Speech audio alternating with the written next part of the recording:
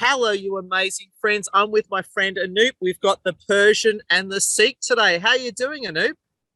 Yeah, awesome. And I'm really delighted to be with my Persian friend. Like we are neighbors, and I've always had this. I found Persia very enchanting, and I've got a few other Persian friends here in Melbourne, and like they've shown me like some photographs, etc., of all the beautiful monuments and artifacts over there. And you guys have a very rich culture, I must say. And I always, whenever I met someone from Persia, they have a great sense of humor as well. Oh, well, thank you, Anup. And you got to say, I'm a huge fan of you wonderful Sikhs. And I just got to say, welcome.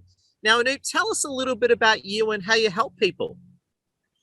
So I'm in the area of digital marketing, and I started off a digital marketing agency in 2007 February.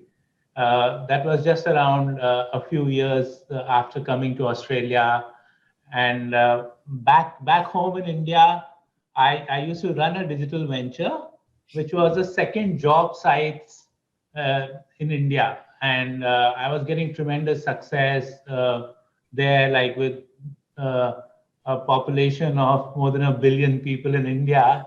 Wow. Like we had so many people applying for jobs, and we had some value-added services that were very popular, and so I experienced the whole like taking a tech venture into the digital space and getting a large number of eyeballs and then conversions through that. And those 3 4 years when I ran that venture, like I learned a lot. Like it was almost like being in working 24/7, and as a result of that, getting tremendous exposure to a wide variety of people, partners, etc. So after I exited that venture, uh, a lot of people used to come to me for advice, aspiring entrepreneurs. They all used to come, and I would give them free advice. I would like offer them coffee, and and along with that, I would like give them an hour or two of advice. And after a few months of my doing that, uh, like some of my friends said that, so are you going to like just be giving free advice all your life, or are you going to do something with it? So that's when it dawned on me that I can do this work professionally, and a lot of times I was advising them on which digital agencies to use, what technologies to use, and stuff like that. And I thought if I launch my own digital agency, then I'll be able to do uh, enhanced impact on the industry, and also like actually do something for myself. So I created Arrow Digital, and in Melbourne, when I did a launch in 2007, it became very popular. Like we had a target of getting 20 clients in 90 days, and we actually ended up getting 20 clients in 75 days. Just, I believe it was because of my passion of making that contribution to Australian businesses. And I used to go around. I was in a building which has, I'm still in that building, which has about 300 different offices. So every time I was just going down the lift or going for lunch or something, I'd say hi to someone I didn't know, and often it ended up in a business deal, and we were working together. Well, look, So as a Persian guy, that's something I would do. So I totally get you. I love it. yes, we guys, we have this thing in us, like the Persians and Indians, like of creating opportunity. We don't depend on opportunity to come to us.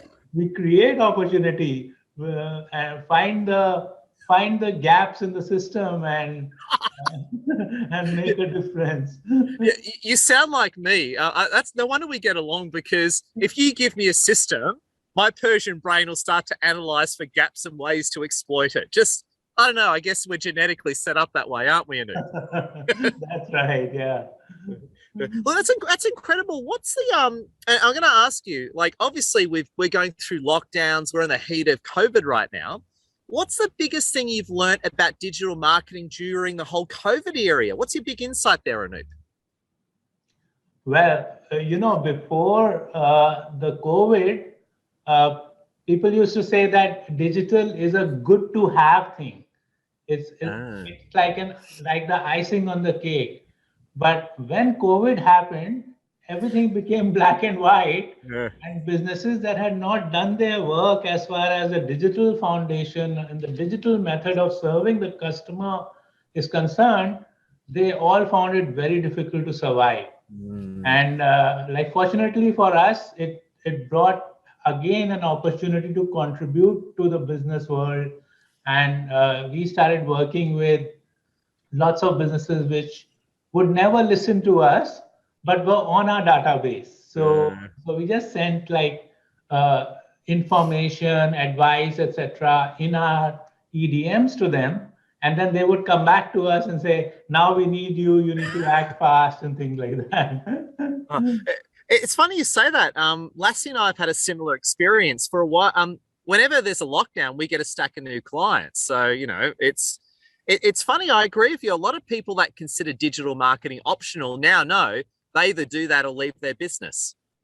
Exactly. Yeah. Like we have, just yesterday, actually, I was chatting to a business. They are a retail business. So they are into vegan foods and stuff like that. And they are a multi-million-dollar successful business, but they never put too much attention on the e-commerce side.